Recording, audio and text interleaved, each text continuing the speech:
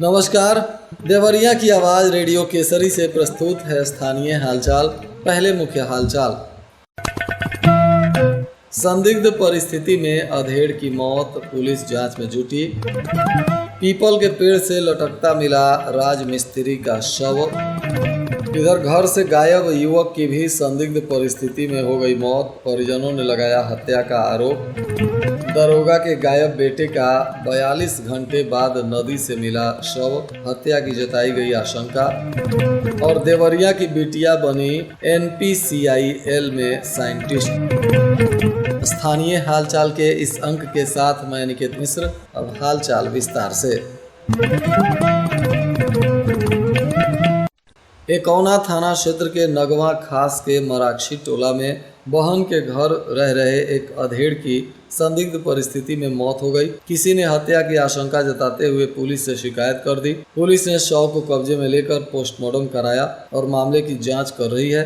बताया जा रहा है कि सदर कोतवाली के घटैल गाजी गांव के रहने वाले सुरेंद्र सिंह 3 वर्ष से अपने बहन सोना के घर नगवा खास के मराठी टोला में रहते थे। अचानक उनकी मौत हो गई। बहन का कहना है कि उनकी तबीयत खराब हो गई थी। इलाज गोरखपुर के एक अस्पताल में चल रहा था और इलाज के दौरान ही उनकी मौत हुई है। बहन के परिवार के लोगों ने अंतिम संस्कार की तैयारी शुरू की थी। इसी बीच मृतक के भाई सुरेश पहुंच गए और अंतिम संस्कार करने की बात कहने लगे, परंतु किसी ने इसकी शिकायत पुलिस से कर दी और हत्या का आरोप लगा दिया। पुलिस ने फिलहाल मामले की जांच पड़ताल शुरू की है और अब तक इसमें कोई आधिकारिक बयान नहीं आया है।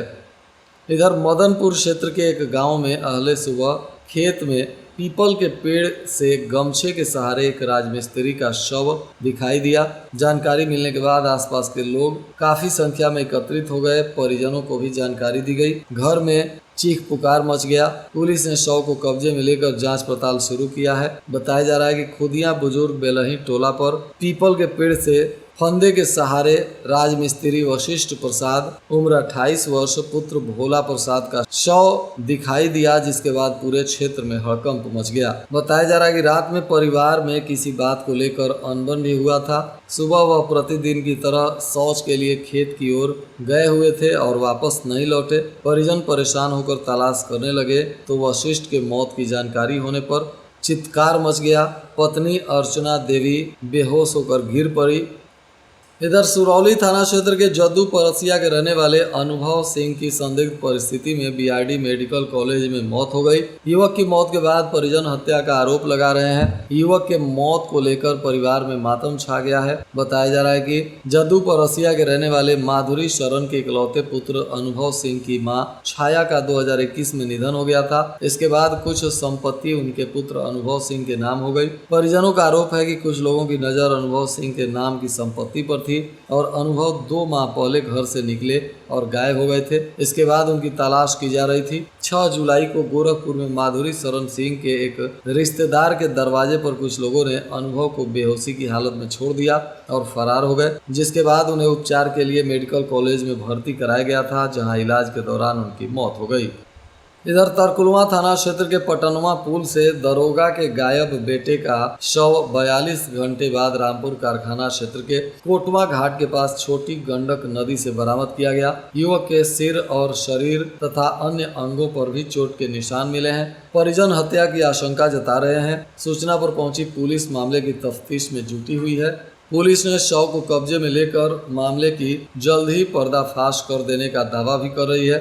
4 लोगों के खिलाफ अपहरण का केस भी दर्ज किया गया है और पुलिस अब इसमें कानूनी कार्रवाई करने में जुट गई है।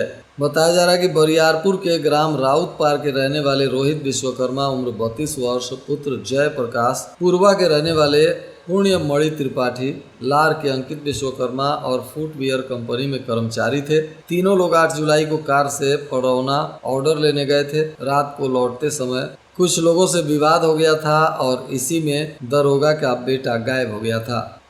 जिले के रामपुर कारखाना क्षेत्र की एक होनहार बिटिया हनी यादव ने साइंटिस्ट बनकर नाम रोशन किया है। NPCIL में चयन होने की जानकारी मिलते ही चिकित्सक पिता डॉक्टर विश्वनाथ यादव को बधाई देने शुभचिंतक पहुंचने लगे। हनी UIT कानपुर विश्वविद्यालय से 4 साल गोल्ड मेडलिस्ट रही हैं। रामपुर कारखाना विकास खंड के मुख्यालय ग्राम पंचायत डुमरी निवासी डॉक्टर विश्वनाथ यादव गोरखपुर में चिकित्सा अधिकारी हैं और उन्हीं की पुत्री हनी यादव ने यह मुकाम हासिल किया है, जिसको लेकर परिजन गौरवान्वित हैं और सभी लोग हनी को बधाई और शुभकामनाएं दे रहे हैं।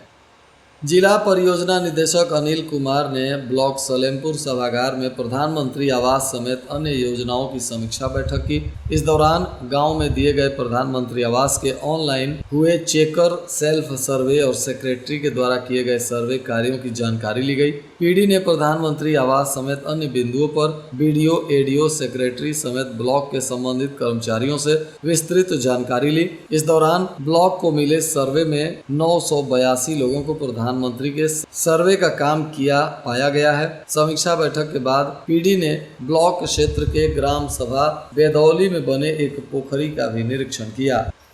जिले में जनसंख्या के जनगणना को लेकर आंकड़ों पर अगर गौर करें तो वर्ष 1991 में महिलाओं की संख्या पुरुषों की अपेक्षा कम रही। 2001 की जनगणना में महिलाओं की संख्या में तेजी से इजाफा हुआ और उनकी आबादी पुरुषों के मुकाबले अधिक हो गई। इसके बाद 2011 की जनगणना में महिलाओं की संख्या में सर्वाधिक वृद्धि हुई। आंकड़ों पर गौर करें तो 1991 में 21,82,218 जनसंख्या रही, जिसमें 10,93,613 पुरुष और 10,88,605 महिलाओं की जनसंख्या रही।